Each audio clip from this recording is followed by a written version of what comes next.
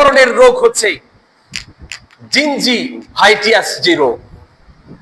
এই রোগ যখন হয় তখন আপনি খেতে পারেন না, দাঁতের মাড়ি, তারপরে আছে পাইওরিয়া, দাঁতের মাড়িগুলো ফুলে যায়। এটা তো আমাদের কমন রোগ, নাকি বলেন? দেখেন মুহাম্মদ আরবি সাল্লাল্লাহু আলাইহি সাল্লাম, জিবরিল যতবার এসেছেন তার কাছে ততবারই বলেছেন যে হাবিব আপনি মেসওয়াক করেন। সেটা আমাদের মধ্যে থেকে বিদায় নিছে। ফজিলতের দিকটা আমি আপনাদের সামনে একদিন আলোচনা করেছিলাম। আজকে দেখেন আমাদের দাঁতের ভিতরে কতগুলো উপকার সে করে। হযরত আলী কাররামাল্লাহু ওয়াজহা নিজে বলছেন, যদি কেউ মেসওয়াক করে তার মাধ্যমে তার মস্তিষ্ক সজীব থাকে। এটা কি আজকের কথা? আপনি মেসওয়াক করছেন দাঁতে, কিন্তু আপনার মস্তিষ্ক কিভাবে সজীব থাকবে?